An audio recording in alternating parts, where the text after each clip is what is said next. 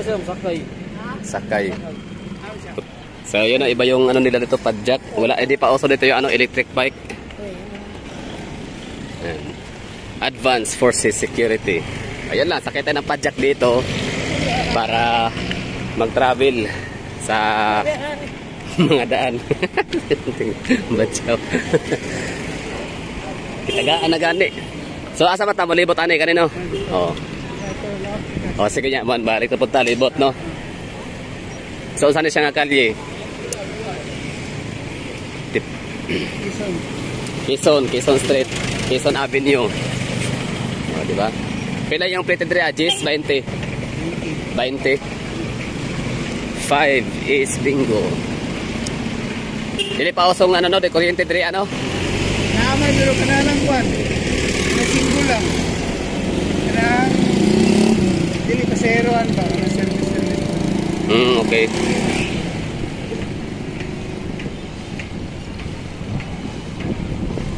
Quezon Avenue, ayan, i-enjoy nyo na yung mga hitsura ng mga gusali nila, luma, no? So, ibig sabihin, luma ang lugar nila. Tingnan natin sa Wikipedia kung kailan ba to na-discover si Iligan.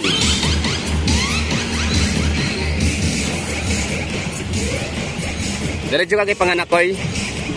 Taga-Iligan juga. Masay mga tribo diri Maranao, Ilonggo, unsa pa gyud? Cebuano, Bulanon. Ha? Sagol may diri. Sagol. So Maranao. Ilonggo. Cebuano. Mura po siya Davao pod lagi, saksak sa Nagol pod. Kompleto po may dituan, na may Bulanon, na may Waray, na may Tagalog. Napay Tagalog din, no? Abot. Masama to dito? Bigas po na kali. Asang City Hall? Ha? Asang City Hall? Ha? Wala Sige, dito na ta, ano? Ato na libot-libot ng karaan nga kuan. Asay pinaka-downtown yung diri mo ni Quezon Avenue. Katong pikas ang sa to dito. Sige, ato na liboton. Dahil po sa tuwing street. Iligan City, Wikipedia. Quezon Avenue, Mabini. Yun, no, ang mga gusali nila, no, makaluma. Para siyang ano, no, Chinatown sa Davao din. Yanggo rin. Na may pagka-Colon Street din ng Cebu, pero ang pinagkaiba nito sa ano, sa Chinatown natin sa Davao, sa Yanggo rin. Ito siya ay talagang ano, no, parang pinakamin na commercial area na ng Iligan. Sa atin kasi ang Uyanggo rin parang ano na siya, no, option lang siya kasi meron din tayong ano, meron din tayong ibang mga, meron tayong San Pedro, tsaka meron din tayong Magallanes and same recto, ha? Sentro doon, bawal na kami doon. Sige lang, basta murag akong tansya mao na ang pinaka main road ninyo diri Quezon Avenue.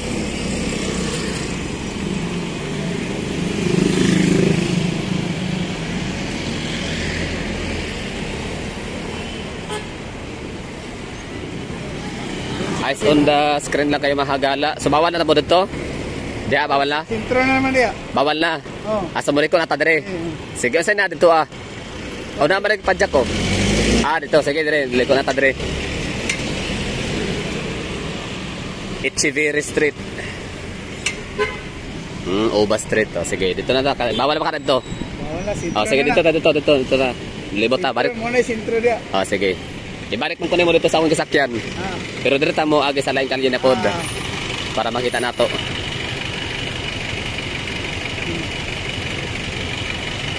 Iligan City, Wikipedia.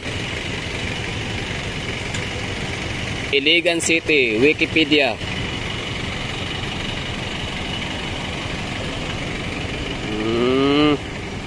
Ayaw sumunod ni ano, Google.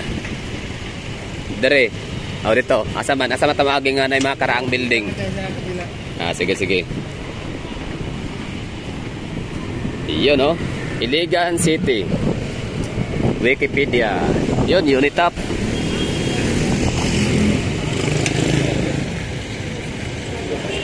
Ang Unitap tsaka Unicity, mahagala. Ano sa tingin nyo? Magkakamag-anak ba sila? So, Iligan. Dakbayan sa Iligan, Maranao, Ingid, Iligan, Filipino, lungsod ng Iligan is a first-class, highly urbanized city. Is a highly urbanized city in the region of northern Mindanao, Philippines. According to 2020 census, it has a population of 363,115 Filipino people. Okay? So, tingnan natin kung kailan siya pinanganak. Ang kanyang nickname is, ang Davao, nickname natin sa Davao ay Life is Here, Durian Capital of the Philippines, Eagle, Home of the Eagle, tama ba? Home of the Eagle. Home of the Philippine Eagle. Ano pa patawag dyan? Duterte Country. Ano pa? Chocolate Capital of the Philippines. So dito naman sa Iligan City, ang kanilang nickname ay the Industrial Center of the South. City of Majesty. Okay, the Industrial Center of the South. Industrial Center of the South. Ibig sabihin, Visayas in the Mindanao. South na yan, di ba? So sila yung capital. Industrial Center. Tapos, City of Majestic Waterfalls. So, yun na yun. Si Pagsanhan, di ba, no? Pagsanhan Falls. Tinago Falls. Yun, mga lumang gusali. So, malalaman natin ito mamaya. Mababasa natin ito dito kung kailan nagsimula kailan founded ang Iligan. Okay, so, probinsya siya ng Lanao del Norte. Yan, no? Parang boundary siya ng Misamis Oriental. Tapos, region, Northern Mindanao. Roseville. Ayun, mga bahay, mga luma pa, no? Kaya pala siya tinawag na no? Parang narinig ko to, ang Iligan City, binansagan siyang parang Little Vegan of Mindanao. Or parang Vegan Mindanao version. Kung hindi man siya Little Vegan, kung hindi man siya tatanggapin. Linis ang kanal, walang basura, in fairness, ha? Good job, no? Sana mapatalit nila ang lagi ganyan. Kahit pa dadami ang tao dito. Okay, Northern Mindanao, Lanao del Norte, Lone District.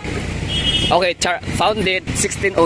Luma, kaya pala siya oldest na yung kanyang itsura. Sige, din na ta. Muna na yung Masa po na siya ang kalye? Sabayli Street. Sabayli Street, Purok 8, Saray, Iligan City. Okay. Mara tayo kay Sano Mall. Highway naman to, di ba? So founded pala siya mahagala itong Iligan City 1609. Matagal na, no? Ang Davao, tingnan natin kung kailan founded. Davao City.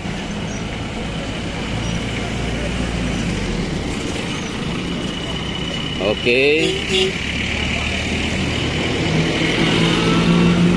Kailan founded ang Davao City? Founded 1830. Wala. Ibig sabihin mas luma, no? Mas luma pa pala to si Iligan City kumpara kay Davao. Kasi ang Davao City founded 1830. Tapos itong si Iligan ay 1609. Diba? So parang siya, sikan siya kay Cebu City. Kasi Cebu City, siya, parang founded siya noong 1521. Cagayan de Oro City. Tingnan natin, Wikipedia. Yun, wala na. Lumang gusali. Malapit na siyang no? Bumigay. Okay. Si Cagayan de Oro City, tingnan natin sa Wikipedia kung kailan siya pinanganak or founded. Dito man tong Gaisano, no? Balik na tayo. Sige, balik lang ta.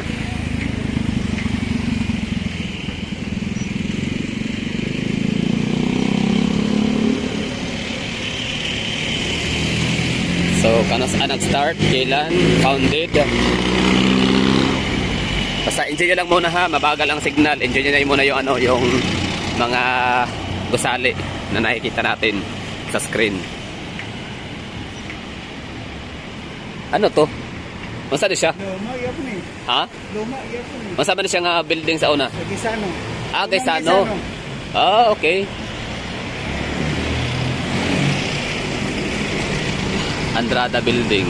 So ang CDO founded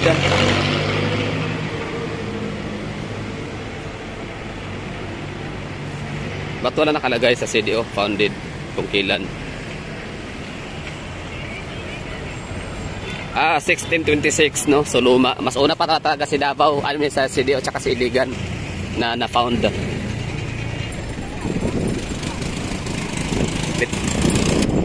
Pier. Okay.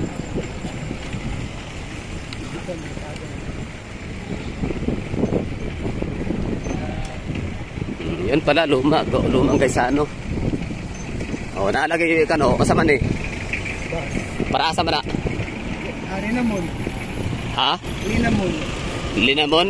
Lagi nag-mall or City Hall? Dili, Palao ang City Hall. Palao.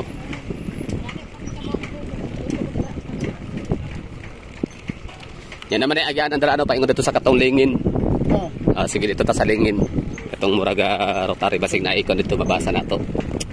Yan lang no, balikan natin si Iligan. So founded si Iligan matagal na, 1609. Si Davao is 1800. Si CDO is 16 something din no.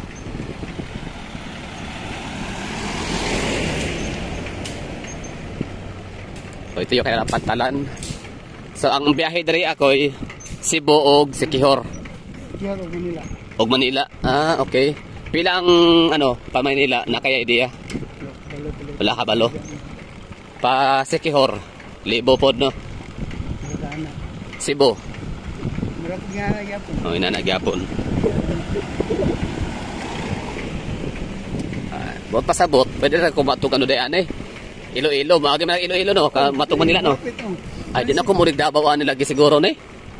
Di na ko murig Davao. Iloilo na ko dito ani. Kung may barko. Ha? Wala pa kana sakahan ay barko no pa Manila kay sakay ko pa Iloilo. Ayun no, luma, grabe no. Napaka historical pala talaga siguro nitong si Iligan. Luma na yun. Ha? Luma yun. Luma. So, ihonor ako diri kay ako nang basahon ng kuano kisa man rebel to. Si Rizal. Si Rizal. Okay. Nahago ta si Kuya Una malagi nakabot ang Gaisano, Suarez. Katong niaging ako Dili, paano na? Suel Trasco. Suarez, Linamon, Broon. Okay. Pero man ang Gaisano no. Ang Robinson asa dapit?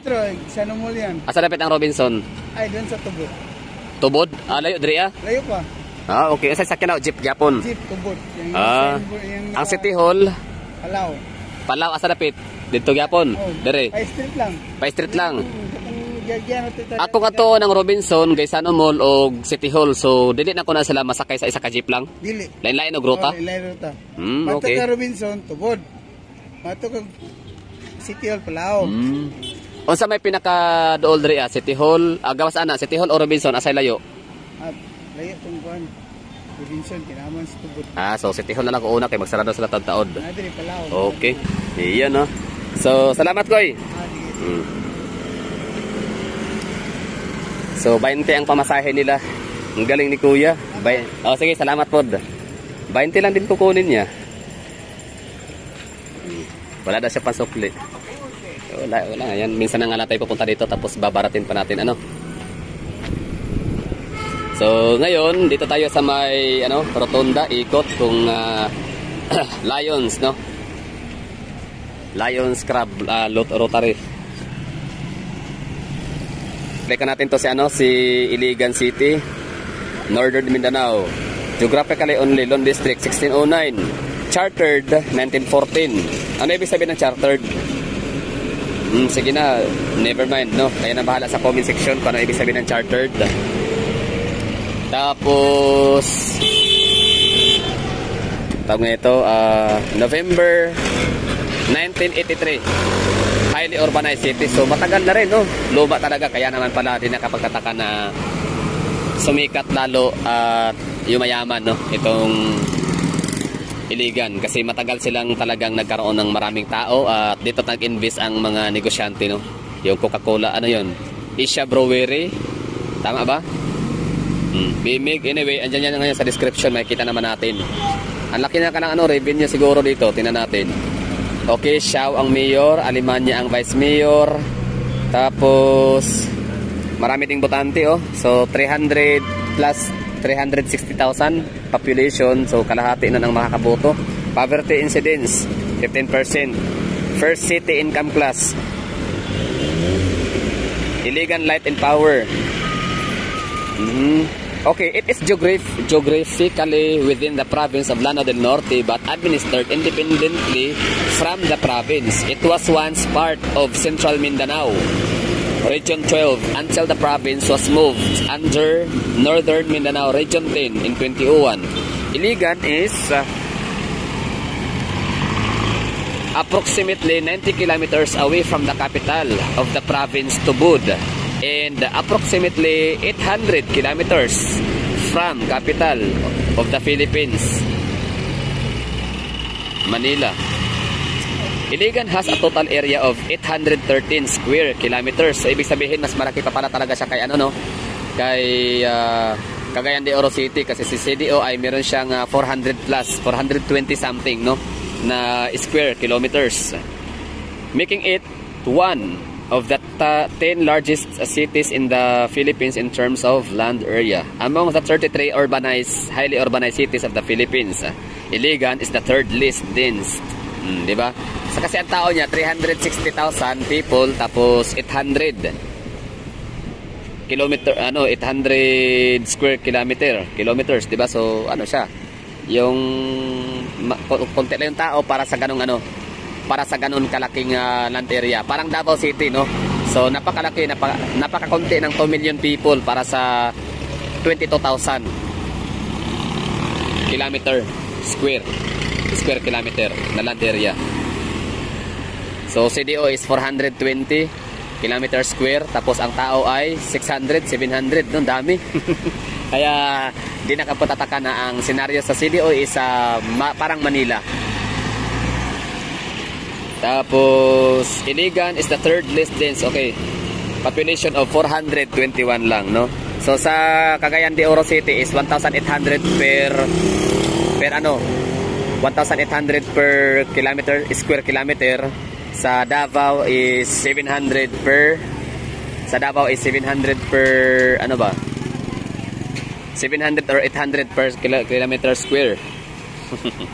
Oh. Tapos dito naman sa Iligan is 421 lang per square kilometer, just behind Butuan and Puerto Princesa.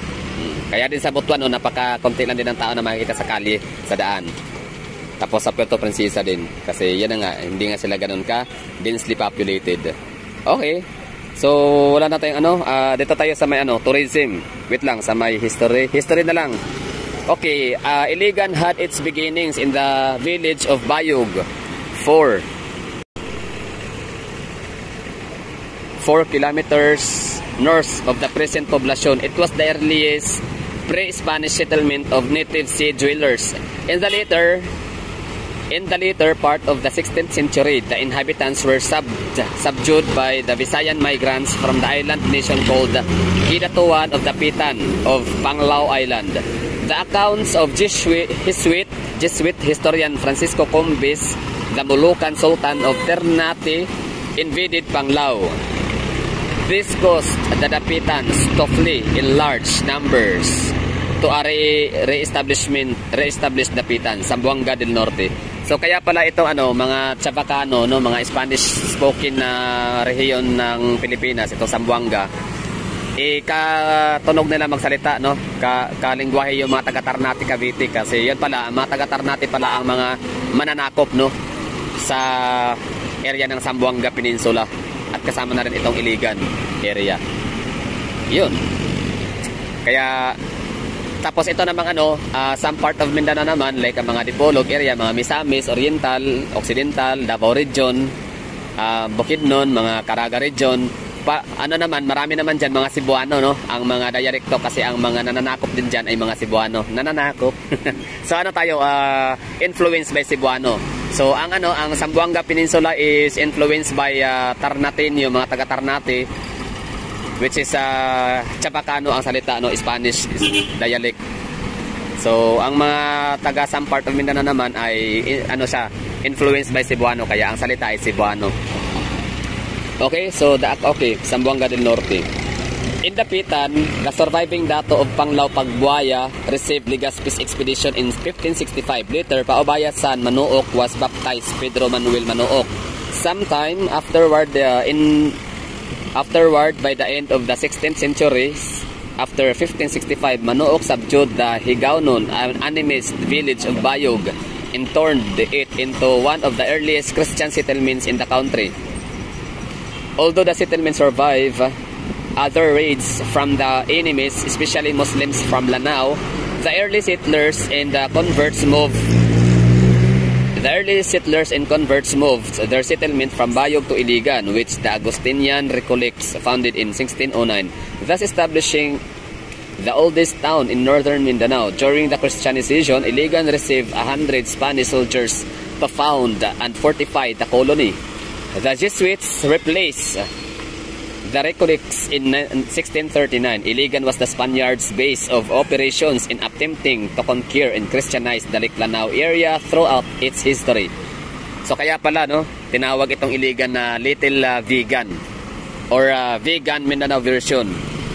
Itong Iligan. Kasi ito pala yung pinaka-early Spaniard settlement sa Mindanao area. Okay, Lake Lanao throughout history. A stone fort called Fort St.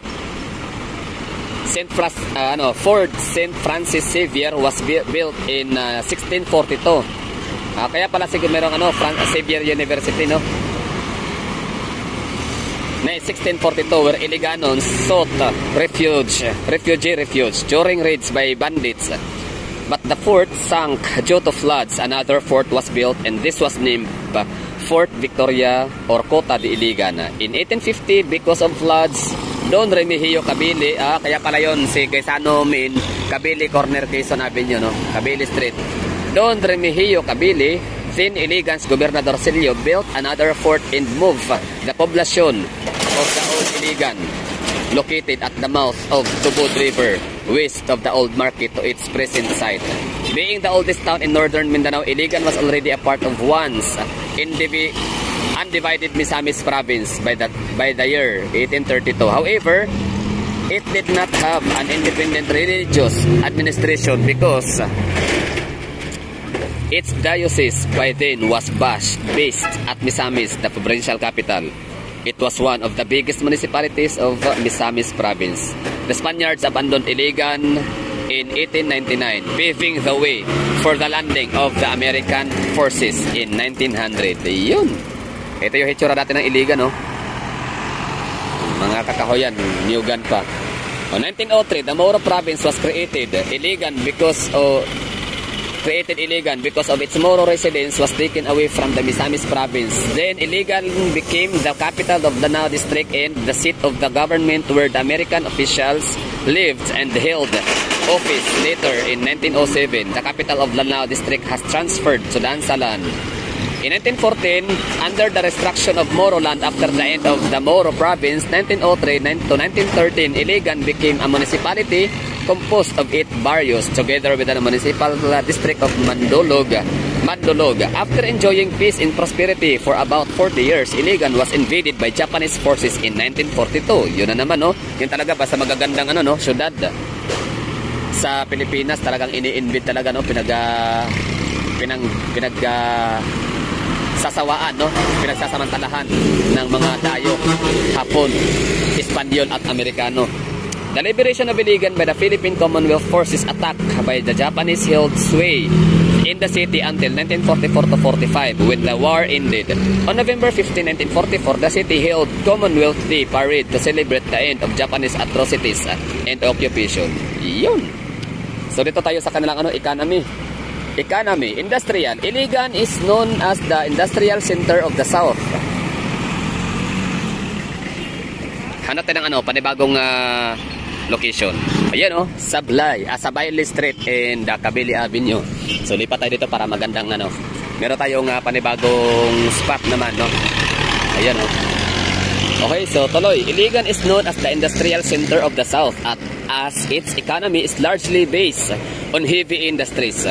It produces hydroelectric power for the Mindanao region through the National Power Corporation or NAPOCOR. The site of Mindanao Regional Center, MRC, housing Agos the 5th, 6 and 7 hydroelectric ano yun sorry. Moreover, Holcim Philippines, ayun oh, Holcim Philippines largest Mindanao cement plant is located in the city. So sorry Davao, no, hindi pala tayo ang may hawak ng may pinakamalaking Holcim cement plant. So it's Iligan City pala. So it also houses industries like steel, tin plate, cement and flour mills. So yun, marami pala, no. After the construction of Maria Cristina hydroelectric plant by NAPOCOR in 1950, the city experienced rapid industrialization and continued until the late the late 1980s. The largest steel plant in the country, National Steel Corporation. Talaga? Dito, pinakamalaking National Steel. So hindi siya sa Luzon, hindi sa Visayas, kundi sa Mindanao, Iligan. Was also established in 1962. During the 1997 Asian financial crisis, the city experienced a severe economic slowdown. A number of industrial plants were closed, notably the National Steel Corporation.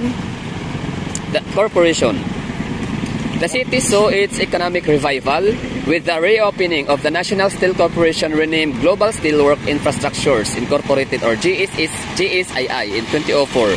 In October 2005, GSII officially took a new corporate name, Global Steel Philippines. Yun, agro-industrial.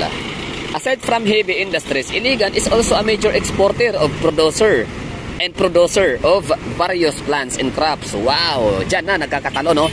So, Iligan City and Davao City, parang meron silang similarities, mga hagala, no? Hindi lang sila nakafocus sa, hindi lang sila basta mga industrial plants. Meron din silang mga, tawag nito, mga plants and crops, di ba? Mga agro-industrial. Okay, crops, banana plantation, meron silang 12,000 hectares. Banana plantation yan. Meron din silang coconut plantation, 11 hectares. Corn plantation, meron din sila 4,000 hectares. Coffee production, meron silang 969 hectares. Livestock, ito, 28,992 heads. Ang dami nun. Tapos poultry, meron din silang 17,728 heads. So, di ba? Ang galing. Okay, as of the fiscal year 2018, Iligan has a current operating income of 2,052.89 million. Ano yan? Ano ibig sabihin niya, mahagala? Ba't ganyan ang numbering? 2,000. Ano yan? Billion?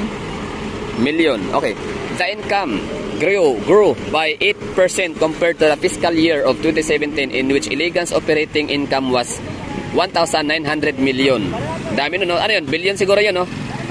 According to the 2017 financial report by the Commission on Audit, Iligan's total assets amounted 10.27 billion. Yun! So, kaya pala, nakita natin siya sa top 10 na richest, top 50 richest city, no? So pasok sila sa top 20, di ba?